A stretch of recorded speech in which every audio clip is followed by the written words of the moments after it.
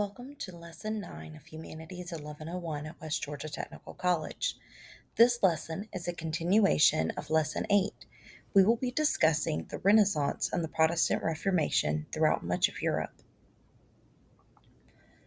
The Renaissance in Northern Europe, especially in places such as Germany and England, looked very different artistically and philosophically from the Renaissance in Italy. We will briefly discuss the Renaissance features of Northern Europe and then concentrate on the Reformation as the key feature of the Renaissance in this region.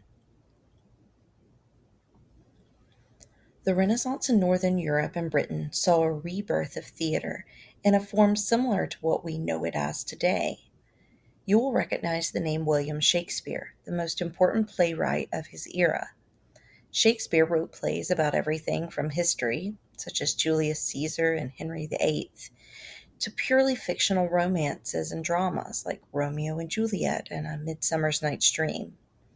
His work was often performed at his own theater, the Globe, which burned down during a performance of Henry VIII in 1613, when the cannon used in production caused the thatch roof to catch fire. It was rebuilt in 1997 and is open today for tours and performances. Shakespeare didn't just write plays, however. He also wrote quite a bit of poetry in the form of sonnets. While many of his plays were bawdy and chauvinistic, his poetry could at times be both tender and moving.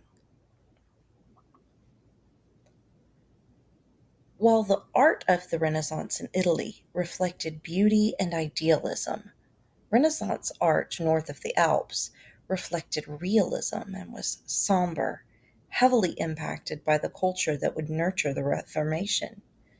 This is evident in the art from artists like Jan van Eyck, whose use of solemn, dark colors stands in stark contrast to the brighter, more vivid, and aesthetically pleasing art of the Italian Renaissance.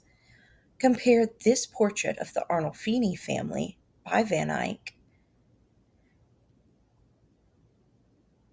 an Italian family living in Belgium, with the Birth of Venus from Botticelli that we learned about in Lesson 8. Art in the North tended to have far less influence from mythology, although elements such as fertility and prosperity appeared as symbols within portraits.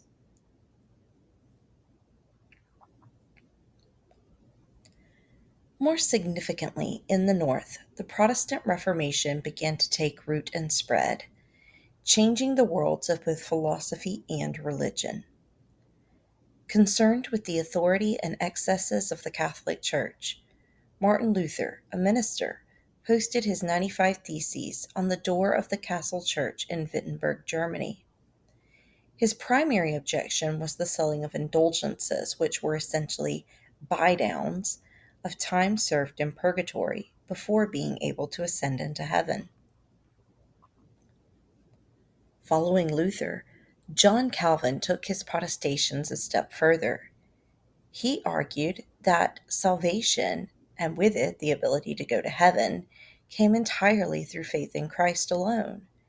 However, he believed that God had predestined all those who would be saved from the time of creation, that once one was saved, they were always saved, and in something called the priesthood of believers, simply meaning he believed that the average person could communicate directly with God and receive instruction from God through prayer and study of the Bible, as opposed to the argument of the papacy at that time, which was that only those who were ordained could communicate with God and that anyone who was christened could be saved, but it was how holy a person was in their lifetime that would determine the amount of time they spent in purgatory before being allowed into heaven.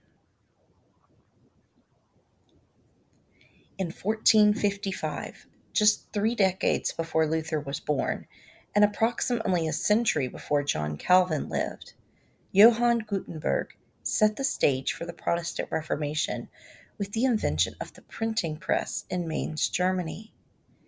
Gutenberg figured out how to mass produce books, namely the Bible, which prior to that time had to be copied by hand, restricting its use to those with the money to commission or purchase such a luxury, typically the wealthy and the church.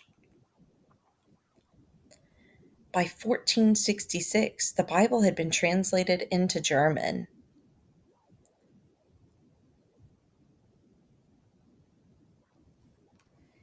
And the Mintelen German Bible was printed in Strasbourg, Austria. The first printed English Bible would not appear until around 1526, when William Tyndale translated the New Testament from the original Greek to English and had it mass produced. These translations are significant, particularly in context with the invention of the printing press. Had the printing press not been invented prior to the Protestant Reformation, it is unlikely that it would have taken off as it did. However, along with the Reformed theology of the movement, the Bible suddenly became affordable to more of the population and accessible to those without the education to read it in the original languages. All you had to do was be able to read your own language. Reformed church services were able to read the Bible to people who could not read it for themselves, but rather than it being in Latin, they were hearing the Bible in their own languages for the very first time. With the ability of anyone to study and understand the Bible, not only did Luther and Calvin's theology take flight, but numerous denominations began to spring up as people suddenly had the ability to interpret the Bible for themselves. The Protestant Reformation was the foundation laid for many of the Christian groups we know of today: Baptists, Methodists, Presbyterians, Quakers, and more. It also set the stage for the British Empire, as Henry VIII and Britain set themselves apart from Catholic nations in the quest for colonies and land abroad, something which might not have happened had their alliances with Catholic nations stood intact. It certainly set the stage for the conditions which later resulted in the fleeing of so many religious and cultural groups from Ireland, Scotland, Wales, and England, whose immigration has had a lasting impact on the religion, culture, and language of the United States, even to the present day.